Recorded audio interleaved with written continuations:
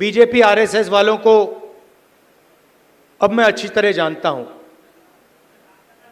इन पर थोड़ा सा दबाव डालो, थोड़ा सा धक्का मारो, डर के भाग जाते हैं ये लोग।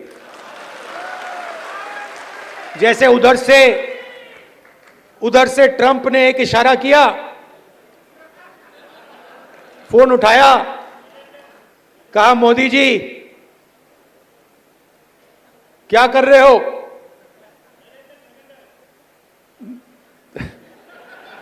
नरेंद्र सरेंडर। 22 जून को हुए आतंकी हमले के बाद आज प्रधानमंत्री नरेंद्र मोदी पहली बार जम्मू कश्मीर के दौरे पर होंगे। आज यानी 6 जून को प्रधानमंत्री मोदी भारत के सबसे ऊंचे पुल का उद्घाटन करने वाले हैं। ये चेनाब नदी के ऊपर बनी हुई है जो कि जम्मू और कश्मीर को जोड़ती है। ये बहुत सालों से बन रही थी, जिसको लेकर जम्मू कश्मीर के मुख्यमंत्री उमर अब्दुल्ला ने प्रधानमंत्री मोदी का स्वागत किया है, उनको धन्यवाद दिया है। खुद उमर अब्दुल्ला एक दिन पहले वहाँ पर जाके उनका पूरा निरीक्षण किया और वहाँ की फ़ोटोज़ भी डाले। और उसके बाद उमर अब्दुल्ला ने मीडिया में ये बयान दिया कि ये 24 साल से ये पुल बन रहा था।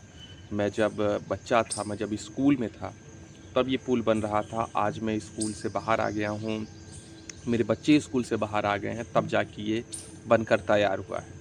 लेकिन ठीक है, देर आए दुरुस्त आए।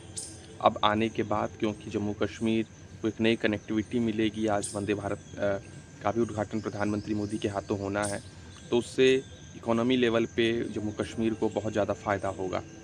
तो प्रधानमंत्री नरेंद्र मोदी लगातार जिस तरीके से पूरे देश भर में जनता का विश्वास जीतने के लिए एक तरीके से लग रहा है कि चुनाव का माहौल है, प्रधानमंत्री लगातार हर ज़िले, हर प्रदेश में, हर बड़े ज़िले में जा रहे हैं, बड़े बड़े सरकारी कार्यक्रमों में भाग ले रहे हैं और वहाँ से ऑपरेशन सिंदूर के उपलब्धियों के बारे में लगातार बता रहे हैं। जैसा कि आपने देखा होगा, वो बंगाल गए, बिहार में तो चुनाव है ही तो वहाँ गए। बिहार में पहलगाम होने के बाद 2 दफ़ा जा चुके हैं। उत्तर प्रदेश गए, भोपाल में आए, राजस्थान में गए। तो लगातार अलग अलग राज्यों में जाकर उन्होंने सभा की। सभा में लाखों लोगों को बुलाया गया, उसमें तिरंगा लेकर लोग आए और लगातार प्रधानमंत्री मोदी ऑपरेशन सिंदूर की उपलब्धियों के बारे में बता रहे हैं। उन्होंने बीकानेर में, जैसा कि मैंने एक वीडियो में बताया था आपको, बीकानेर में उन्होंने कहा था कि मेरे खून में गर्म सिंदूर बह रहा है। इसका मतलब कि मैं बहुत ज़्यादा गुस्से में था और जो जो हमने हमारे साथ जो कुछ उन्होंने पीठ में छुरा फूंकने का काम किया, उसका बदला हमने लिया है। उसके साथ ही प्रधानमंत्री मोदी अलग अलग जगहों पर जाकर बताया कि कैसे हमने उनको मिट्टी में मिला दिया। बिहार में जब वो गए तो उन्होंने बताया कि जब 22 अप्रैल को ये घटना घटी थी, उसके बाद 24 को वो बिहार के मधुबनी में आए थे। वहाँ पर उन्होंने कहा था कि पूरी दुनिया सुन ले, हम आतंकी ठिकानों को मिट्टी में मिला देंगे। जब दोबारा प्रधानमंत्री मोदी वहाँ पर गए तो उन्होंने बताया कि मैंने बिहार की धरती से वादा किया था और देखिए मैंने मिट्टी में मिला दिया है। तो इसी तरीके से प्रधानमंत्री मोदी देश भर में घूम घूम कर जनता को बताने की कोशिश कर रहे हैं कि ऑपरेशन सिंदूर की उपलब्धियों के बारे में। उसके पीछे की एक बड़ी वजह ये है क्योंकि पुलवामा हमले के बाद चुनाव था, तो अब उसके लिहाज से प्रधानमंत्री मोदी को पूरे देश भर में घूमना पड़ा। उरी में जब बवाल हुआ था तब यूपी का इलेक्शन था, 5 राज्यों का इलेक्शन था, तो उस लिहाज से प्रधानमंत्री मोदी को घूमना पड़ा पूरे देश भर में। इस बार कोई चुनाव तो नहीं है, सिर्फ एक बिहार में चुनाव है। बिहार में तो प्रधानमंत्री मोदी जा रहे हैं और जाते रहेंगे, लेकिन उसके बावजूद प्रधानमंत्री मोदी अलग अलग देश में, अलग अलग राज्यों में जाकर इस तरीके की बड़ी सभाएं क्यों कर रहे हैं? उसके पीछे की एक बड़ी वजह ये है कि ट्रंप का बीच में कूदना, भारत पाकिस्तान बीच में जब तनाव चल रहा था तो उस बीच ट्रंप के कूदने की वजह से कई तरीके के सवाल सरकार पर उठे, सरकार की लोकप्रियता पर उठे, प्रधानमंत्री मोदी पर उठे। और ख़ासकर ये जो प्रधानमंत्री मोदी के समर्थक थे, जो राइट विंग के लोग थे, उनके तरफ से था कि जब युद्ध चल ही रहा था तो 2-4 दिन और इसको आगे बढ़ाते और पीओके को ले लेते और कई तरीके की बातें बीजेपी समर्थक और कई ऐसे लोग जिनको लगता था कि सेना के अंदर ये ताकत है कि छीन के लेके आ पाएगी। लेकिन अचानक से ट्रंप का ट्वीट आना, फिर उसके बाद ये बताना कि पाकिस्तान फ़ोन करके गिड़गिड़ाया और तमाम तरीके की बातें, तो इसको लेकर प्रधानमंत्री मोदी से जनता का कई सवाल थे, कई लोग निराश भी हुए, कई लोगों के अलग अलग सवाल थे। तो उसको लेकर प्रधानमंत्री मोदी लगातार अलग अलग राज्यों का दौरा कर रहे हैं और अपनी बात लोगों से बता रहे हैं, लोगों का एक तरीके से विश्वास जीतने की कोशिश कर रहे हैं। वहीं अगर विपक्ष की बात की जाए तो राहुल गांधी भी लगातार दौरे पे निकले हुए हैं, अपने संगठन के कार्यक्रम को लेकर वो लगातार दौरा कर रहे हैं।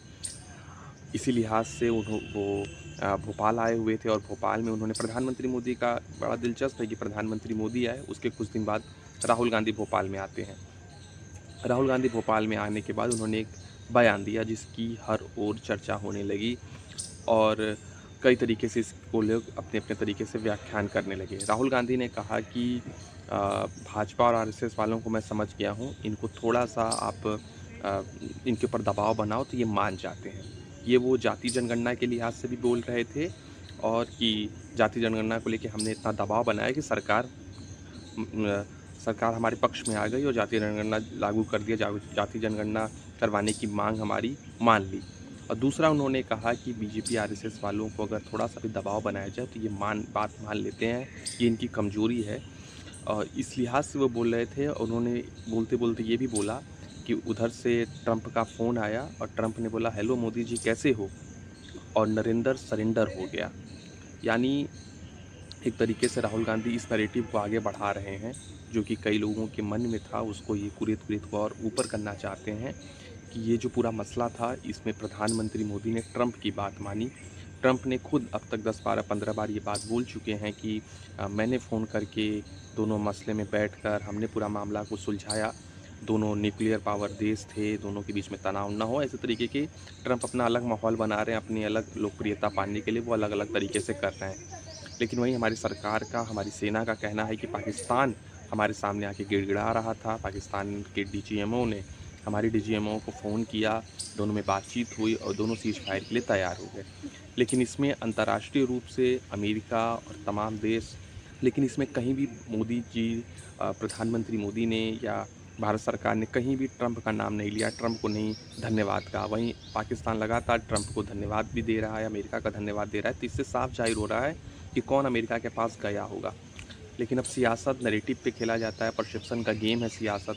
तो जिस तरीके से प्रधानमंत्री मोदी पूरे देश भर में घूम कर जनता का विश्वास जीतना चाहते हैं, वहीं कांग्रेस पार्टी के नेता राहुल गांधी लगातार देश भर में घूमकर ये लोगों को बताना चाह रहे हैं कि ये सरकार मजबूत सरकार नहीं है, प्रधानमंत्री मजबूत नेता नहीं है और वगैरह वगैरह कई तरीके की बातें। तो ये सियासत है, चलती रहेंगी।